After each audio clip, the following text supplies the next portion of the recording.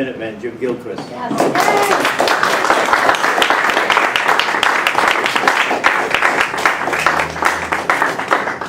I'm a Rhode Islander, Yeah. not a Californian. I'm a Rhode Islander first. I started here and ended up out there. Speaking of first things first thing I'd like to do is make a donation to RIILE on behalf of the Minuteman Project. Small amount, not a lot, $300. And thank you.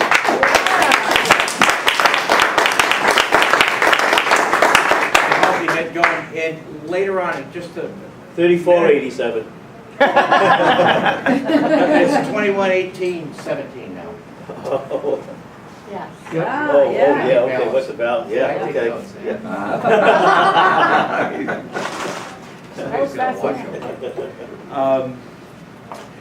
And shortly, I'm going to tell you why that check was not $10,000. And it's something you should be very aware of. It's called infighting. However, though, I want to congratulate my old home state and your home state, Rhode Island, for soaring with the Eagles and being right up there you are now, according to this Associated Press story.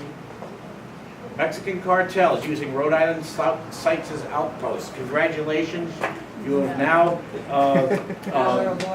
become the New England distribution center for methamphetamine, black tar, heroin, marijuana. They're bringing it up in the tractor trailer loads into North Kingston, right down the street from URI, where I went to school. I'm not surprised. We all know now that the border states are not California, Arizona, New Mexico, and Texas. They're Rhode Island, Connecticut, Georgia, Iowa, where Steve King is from, Representative Steve King, an excellent man on this issue of illegal immigration.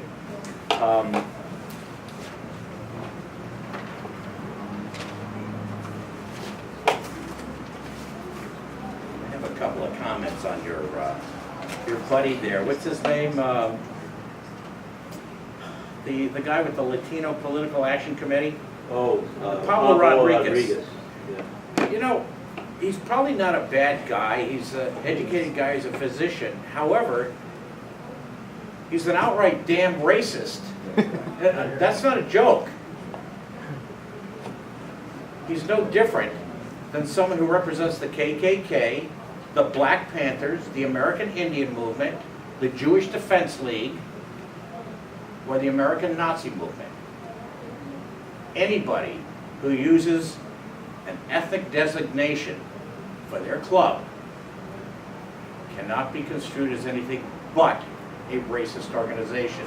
The largest racist organization in the United States today is an organization called the National Council of La Raza. That's predominantly Mexican-only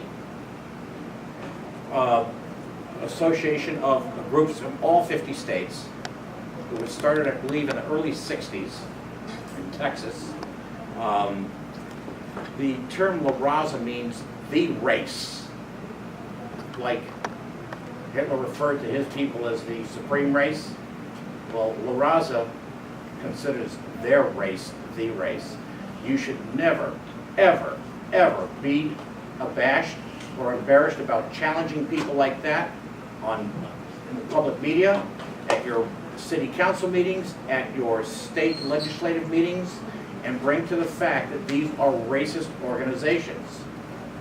I don't see anything that in RIILE that says that it's just only for women, or only for white guys, or only for black people, or only for a certain religion. It's for Americans who happen to be part of this, one of the 50 colonies in the United States of America called Rhode Island. So please do not be ashamed to criticize these groups. When they use the phrase Latino, well, you mean Latino stands out from everyone else? I don't see anyone walking around calling themselves the American Portuguese Political Association. Maybe there is such one out there. I don't see the American White Guys gig. And even women's groups. Remember we had the National Organization of Women? They've kind of faded away, and we're all blending together as Americans.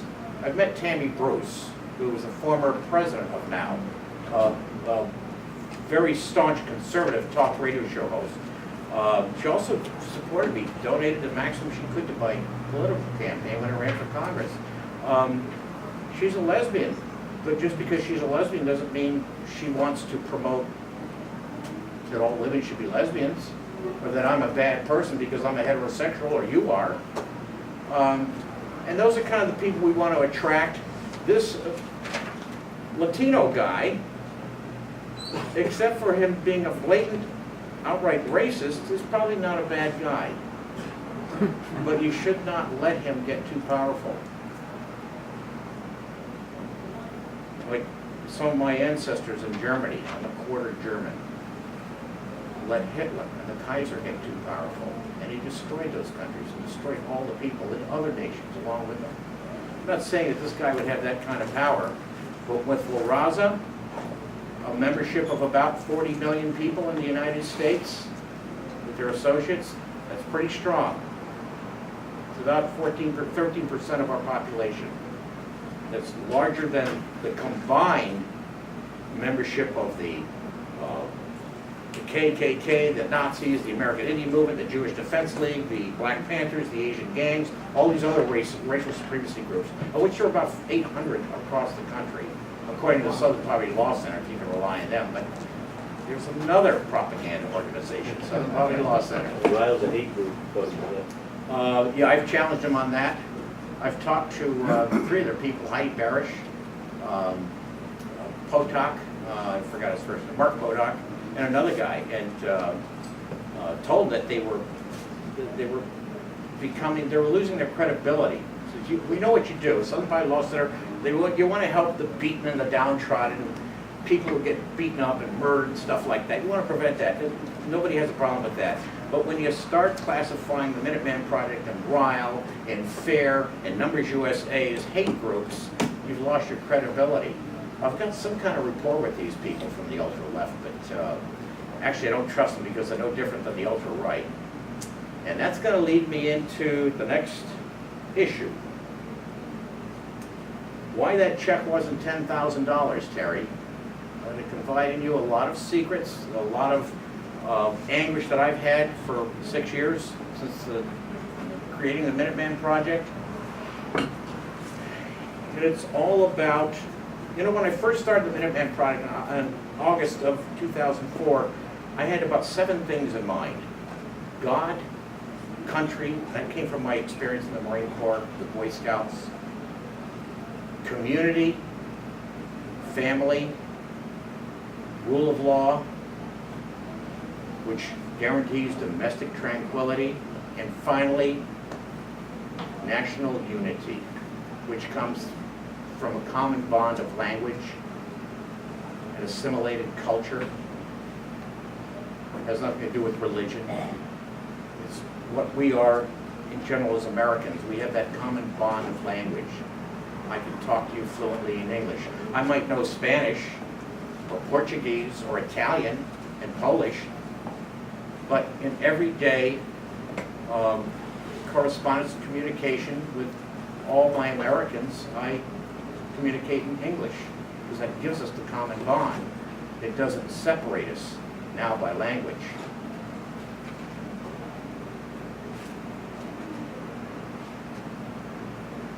On February 16, 2007, I was in Spokane, Washington on a speaking engagement, out of town for 3 days. I had a board of advisors of 7 people, including my wife, myself, Mr. Eichler, who's my executive director, Tim Bueller, who's our media consultant, and 3 other people. These were advisory members, not board members. I was the only person on the board, and the judge affirmed that. after 3.5 years in court. These three members, Marvin Stewart, you might remember him at Columbia. He was our first speaker at Columbia when Dr. Corti and I were driven off the stage, the tall black man. A Paul Silsky, who was a fugitive with a felony fugitive out of Maryland we did not know about. His girlfriend, Deborah Courtney.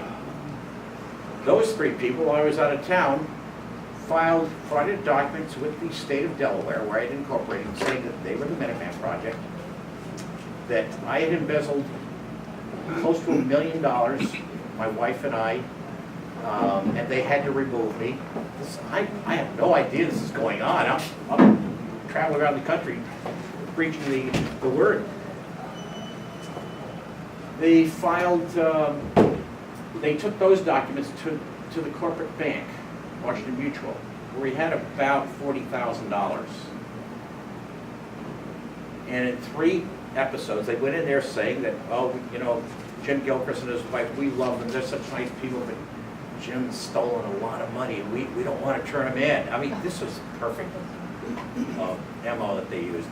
They didn't ask for any money, any authority. They said, what do we do to the bankers? Well, the bank clerk decides to give legal advice.